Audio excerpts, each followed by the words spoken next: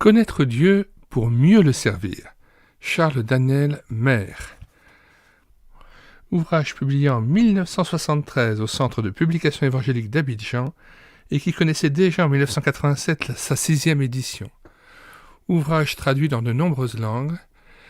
Nous avons obtenu de la part de M. Maire, que je remercie, l'autorisation de pouvoir le téléverser sur médiathèquechrétienne.fr. Le lien de téléchargement se trouve dans les commentaires de cette vidéo, ainsi que le plan de l'ouvrage. Lecture de la 4e de couverture.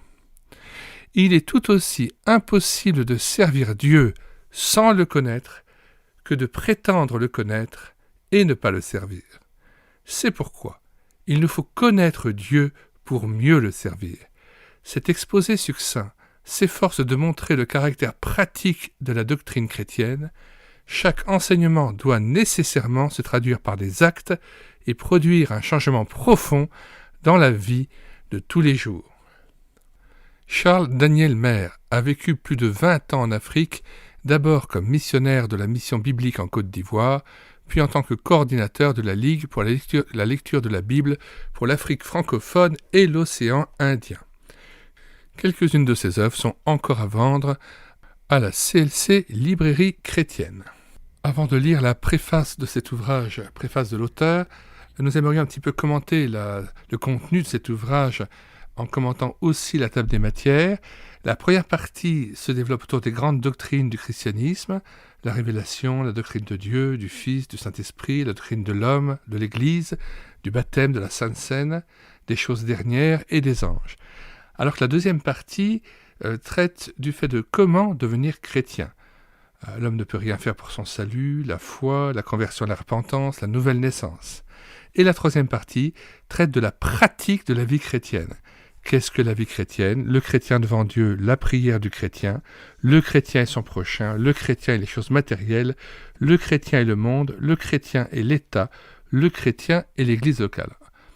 Un livre très complet, très concret, très profond et qui mérite vraiment d'être lu et relu.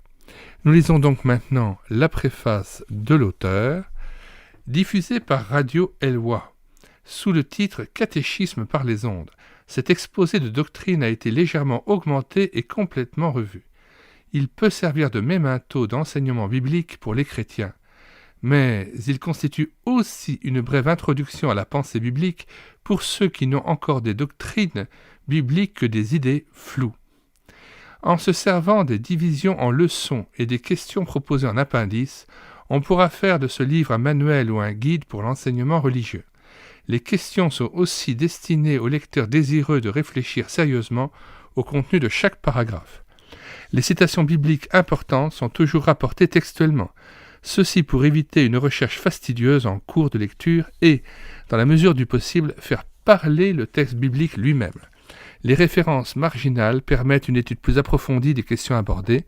Tous les textes sont empruntés à la version second, ceux du Nouveau Testament sont tirés de la version second révisée.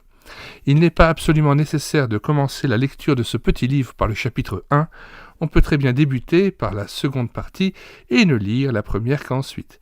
Les paragraphes portent tous un titre pour permettre au lecteur de trouver ou retrouver facilement telle ou telle partie qu'il voudrait consulter rapidement. Cet exposé succinct s'efforce de montrer le caractère pratique de la doctrine chrétienne. Chaque enseignement doit nécessairement se traduire par des actes et produire un changement profond dans la vie de tous les jours. Il nous a paru préférable de taire plusieurs points secondaires sujets à des interprétations divergentes. Nous croyons cependant avoir dit l'essentiel de ce qu'il faut savoir pour connaître Dieu et mieux le servir. Nous tenons à remercier ici les nombreux pasteurs évangélistes et laïcs qui, malgré leurs charges déjà très lourdes, ont accepté de revoir le manuscrit et de nous faire part de leurs remarques et conseils. Nous souhaitons que cette publication puisse être utile en attendant la parution d'un ouvrage signé d'une main africaine. Nous vous invitons donc à vous rendre sur le site médiathèquechrétienne.fr et à télécharger non seulement cet ouvrage, mais encore ceux de bien d'autres auteurs.